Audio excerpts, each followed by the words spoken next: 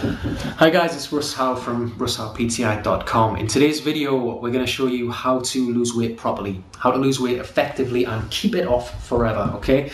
As a fitness instructor, this is without a doubt the most common question we ever get asked in the gym, but oddly, it's also the most misunderstood answer. People often feel lost about this particular subject before anyone really sits them down and shows them how simple this can be. It's nowhere near as complex as you may think it is right now. One of the issues with that tends to be there are so many companies out there that want to sell you must-have, next big thing products. They make it sound complex to make you feel like you need to go buy their things, you know. But we're going to show you in this video 6 or 7 of our top tips, all free stuff. There is no gimmick diet to try or no gimmick equipment or supplements to go buy. We're just going to show you things which work, which you can do no matter where you live in the world, what your situation, what your finances. Implement these steps and you will get results, okay? It's stuff that works in the gym, basically works for everyone that we give it to, and hopefully we're going to help you with this video. So before we begin, I just want to say if you can't lose weight because of a medical issue, you shouldn't be on YouTube looking for advice. Honestly, people will lead you astray and I will not do that. Get your ass to the doctor. get that sorted by a professional. Don't go on YouTube because people will they'll try and sell you all sorts. If it's not medical, if you're just trying to lose weight, then we carry on, okay? First of all, number 1, exercise. If you are not exercising already, start. You know, you don't have to live in the gym like Rambo. If you're not used to doing exercise, then anything you do now is going to be a bonus, okay? Because your body is not used to it, it's not expecting it. If you are already using the gym, but you're not getting results, we find that a lot of the people this is happening to, variation is the key, and they do not vary their programs. If you've been doing the same thing for 6 months, it's no wonder you're not getting results from that. Your body's job is to adapt to what you throw at it. It doesn't care whether you look nice, it just wants to adapt at what you throw at it in the day, keep you alive as easy as it can. So if it knows what you're going to do every time you go to the gym, it knows it doesn't need to get any better, any stronger, any more toned, any bigger, any smaller. So it's just going to stay the same. Now the trick is, get a solid plan, change it. Every 4 weeks, just change it, okay? Even if you're enjoying it, change it. Variation is the key to success, okay? Like anything in life, keep doing the same thing and it will not keep working. Step number 2, do not go off your weight for the first 1 or 2 months, okay, from now. That might sound odd. I know there's a lot of people out there seemingly addicted to the scales. We see them getting weight before their gym session, after their gym session. What they think's happened in that 45 minutes, I don't know. And then again when they get home, and then again first thing in the morning, and it will drive you insane, guys. Honestly, it will take over your life. It's supposed to be fun. Don't punish yourself for wanting to look nicer. But secondly, you know, if you're going off what the scales say, that first 1 or 2 months, you're going to get bad results, because if you've just taken to doing exercise, particularly weights, we often end up with people in a situation where they get on the scales after about 3 weeks, 4 weeks, feeling really great, happy with how they look, and then they see they've hardly lost anything, or it's the same, or in some cases, maybe you've even put on a pound. You do not want to be around a girl when she finds that out, honestly. Horrible situation as an instructor to be standing behind a girl like that, because you don't know what they're obviously so depressed, they live by the scales. The scales do not tell you the full story. They don't even tell you half the story. Because you're adapting to this new program, you've lost a lot of fat because of all the work, but they don't also say, yeah, I've lost a lot of fat, but I've put on muscle because I'm adapting to these new weights and this program I'm not used to, so I need to change. So your overall weight hasn't actually changed that much. The scales won't tell you that. They'll just say, same, no difference. And people often see that result and think, oh, it's not working, I'll quit. It doesn't matter whether they've previously, before they got on, they thought great, you know, they really felt great. And we see it happen after about 3 weeks, and so many people would get better results if they just got through that phase of where it adapts, and then the next month they get on and awesome, they're loving it. Go off what your friends tell you look like, go off how your clothes feel, how you feel. You'll have an extra spring in your step if it's working. Ignore the scales for a couple of months. that might be torture, but honestly, it's worth it. Third step, this is my favorite diet tip of all time. I'm pretty sure it's going to be yours in a second compared to everybody else's diet tips that they like to give out. Cut down your favorite food, but do not, under any circumstances, cut it out. And I mean no matter what your favorite food is. Mine, I'm a fitness instructor, my favorite food is pizza.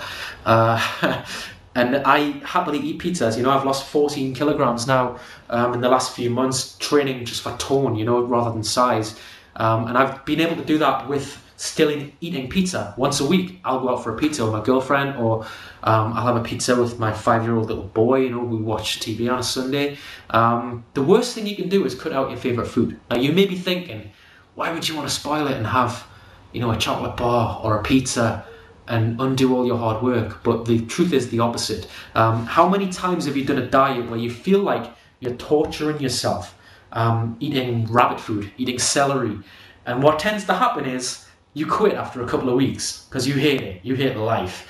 Now, by just cutting down what you like, you're going to get results, but also you're going to stick to it. That's the important part, is long term. You're going to stick to it. You will not even feel like you're dieting. Plus, it'll probably remind you why you like the food in the first place, because you're not eating it every day anymore. Honestly, that tip is just awesome. That tip works for every single person that's ever done it. Plus, they still get to have fun, do the things they want. The trick is moderation and variation, like I say. Fourth tip, do not let it dominate your life, okay? A lot of the people that do this, do their diets, tend to focus on nothing else in their life, constantly at work talking about how much weight they've lost, where they need to go, like, need to go to the gym, I need to lose this much weight, what they've had for breakfast, dinner, lunch, tea, supper. It takes over their life and they get bored. They've got nothing else to talk about. And if all you're focused on is that, you will drive yourself crazy with it and you will quit purely for the fact that you want to do something new. You will quit on a Wednesday just to have a chocolate bar because it's exciting, you know? That's when you know you're getting old, right? Or you're doing something vastly wrong in your life, when that becomes exciting. But they'll do it because they've got nothing else to focus on. You know, you should not feel like you're torturing yourself for wanting to look nicer. All right, so that kind of ties into the last one, the last tip as well. Don't let it take over your life, because you'll quit just to have some fun. You know, I'll just try something else because this is just boring, and it'll keep happening, and you don't realize the problem is just that they're not. You shouldn't focus on your diet. You know, it should just be there. It should be part of what you do, not who you are. Next step, which ties in again with the last one perfectly, here, it's well ordered, this one,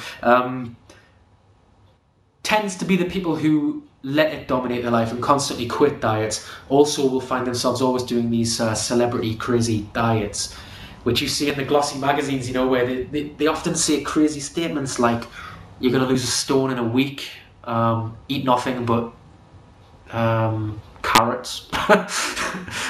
No, that's not a diet, man. That's horrible. That's just wrong on all sorts of levels. But people go for it for the want of quick fix results, right? If you watch the video up here, if you want a bit more information on this, because I'm going to blast through it now. Basically, quick fix diets do not work. How many people have you known who've done these things, and then when they've lost weight, they looked a bit ill for it, but then when they went back to eating normally again, they actually piled all the weight back on as well too. That's what happens. If you watch that video, I'll show you why, okay?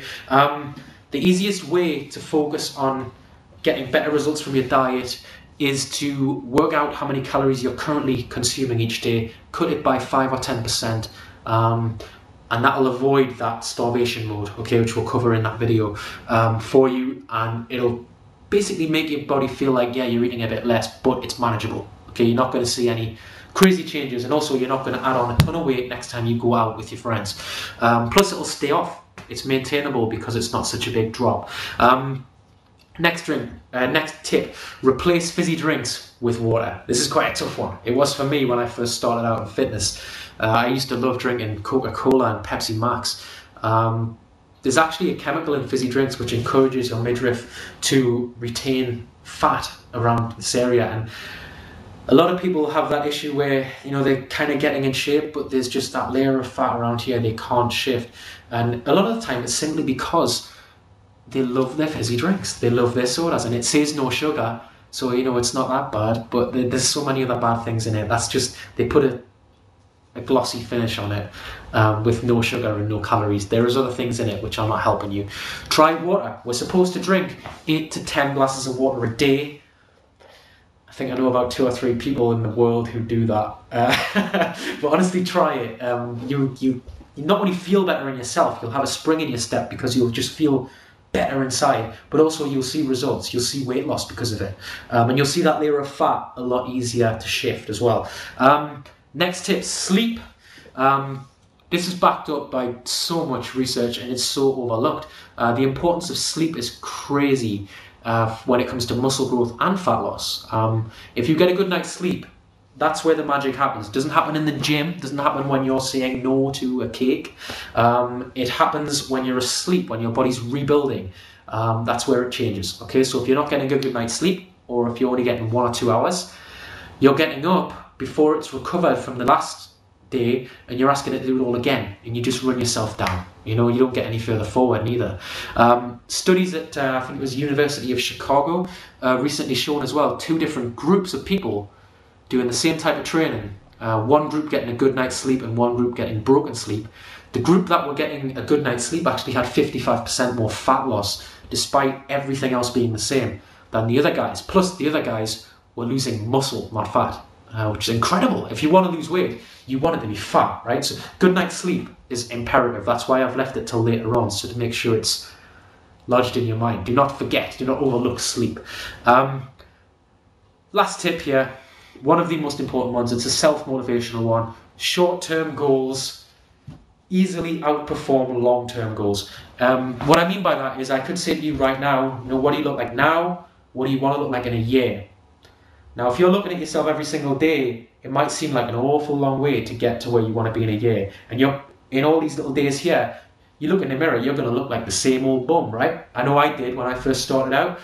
My brother said the same thing. He was able to lose 7 stone when we were training together.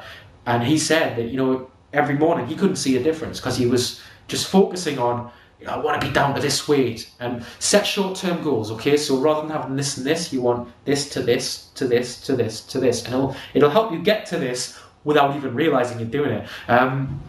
So instead of being like, I want to lose a stone or whatever, a massive long-term goal,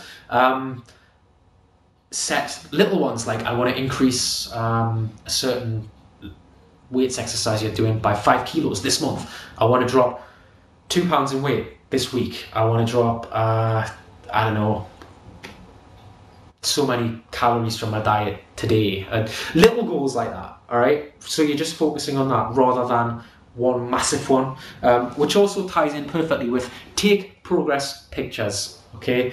You might not want to do this at the start, but believe me, at the end, when you get results, and you will get results, you will kick yourself if you didn't do this. I didn't do it when I started out. I weighed 8 stone, and now I'm 14 stone. I work in fitness, and I wish I had that picture to show you because, I don't know, you just feel good, right? You feel good looking at it when you look back, when you know you've got there. The only time you should be not wanting to take it is if you don't think you're going to get there, you know, in which case that's a confidence issue, and we'll have to work on that with you separately. My brother did the same thing. He weighed 24 stone when he started. Didn't want to take a picture of himself. He was like, I don't want to see me, you know, I don't like the way I look. Now that he weighs 16.5 stone, and not only has he lost the weight, but he's actually started putting on muscle now, he's saying, why didn't you force me to take a picture? So do that, all right? Not every day. It's kind of like looking in the mirror every day. You wouldn't see a difference. Do it every month, okay? Every month from now, from today, no matter what you look like. I don't care what size you are now. We're thinking about what good this is going to do for you looking back. This is not about now, it's about then. Every month, take a picture, all right? And you can look back, and the motivation you'll get from that is, honestly, that is more motivating than anything I could say to you right now, than any tip I could give you. That is the best thing you can do when you're trying to lose weight, is to use yourself as the inspiration. Because the other tips will help you get there, but just having that physical picture so you can see it happening, just tops it off. And that's why we left it till last. Thanks very much for watching the video. You can catch me over on our Facebook page at Russ PTI. Click like, you get tons more stuff like this from me. Right now, I've got to get to work in the gym, so thanks. Bye-bye.